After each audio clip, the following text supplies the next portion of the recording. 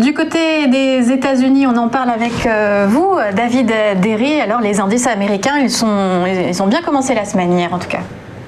Exactement, après ces dernières semaines qui étaient un peu compliquées pour les indices américains, on était descendu, par exemple pour le Nasdaq, on était revenu vers les 13 000 points, on avait atteint un plus haut à 14 000 points, donc on avait perdu à peu près 1000 points en l'espace de 2 semaines, et là on voit justement que les marchés commencent à se reprendre, surtout dans l'espoir d'une reprise économique importante, avec l'arrivée des virus et puis la réouverture économique de nombreux pays.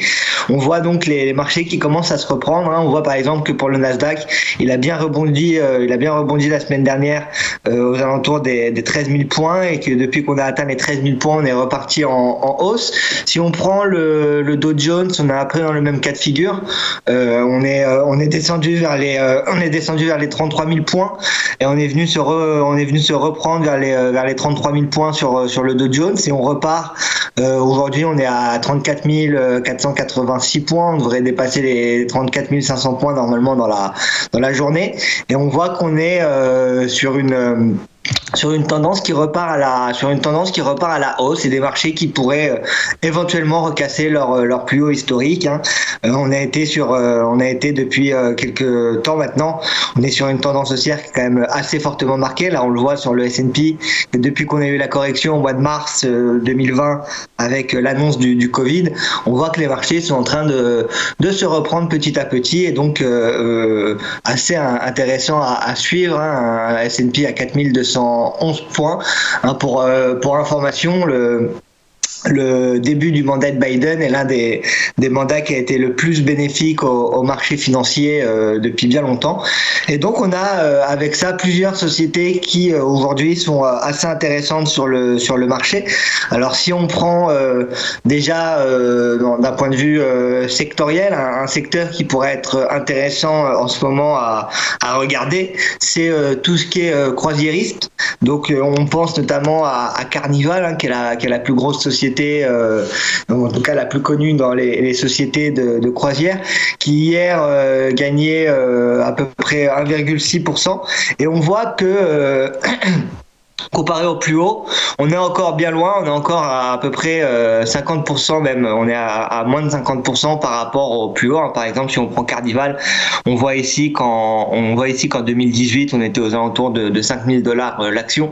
On est à 1 600 $ aujourd'hui, on était descendu justement à moins de 1 000 $ sur l'action Carnival et on se reprend petit à petit. On voit que le marché se redirige vers la hausse. C'est pareil pour son concurrent Norwegian Cruise qui est là, qui a aussi gagné 4,70 hier et qui profite éventuellement de la fin du confinement, la réouverture des frontières et l'arrivée de l'été, qui pourrait être justement bénéfique pour les sociétés de croisière. Donc ça sera assez intéressant à suivre. On voit qu'ils ont quand même pas mal souffert avec la crise de coronavirus et comparé aux tech, on voit que les actions ne se sont pas encore totalement reprises et n'ont pas réatteint leur plus haut qu'ils ont connu avant la crise de Covid. Donc ça peut être un secteur assez intéressant à suivre et ça risque d'être assez volatile d'ici les prochains jours.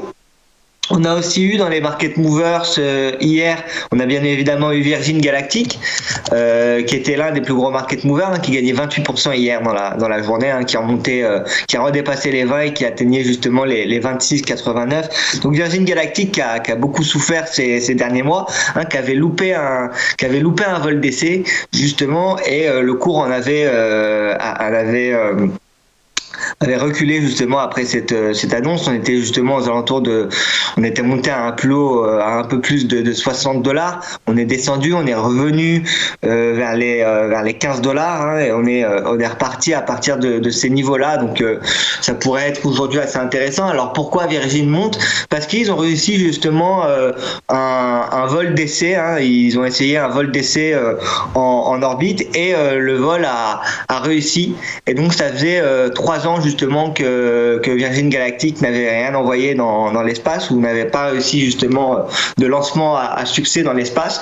Et donc les investisseurs profitent de cette nouvelle et le cours remonte et repart en tout cas aujourd'hui à la hausse. Donc ça sera assez intéressant à suivre pour voir si on va continuer et éventuellement revenir sur des plus hauts, si c'est juste un mouvement éphémère et que l'euphorie va retomber d'ici quelques jours. Mais en tout cas, Space Virgin Galactic, donc sous le ticker SPCE, en ce moment est pas mal volatile et intéresse beaucoup d'investisseurs. En tout cas chez eToro, on voit que c'est l'une des valeurs qui est beaucoup tradée par nos utilisateurs.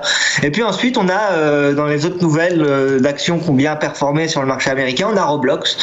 Donc Roblox, qui est cette société de jeux vidéo, qui est une sorte d'open world sur lesquels les gens peuvent venir créer eux-mêmes leurs jeux et proposer à toute la communauté Roblox.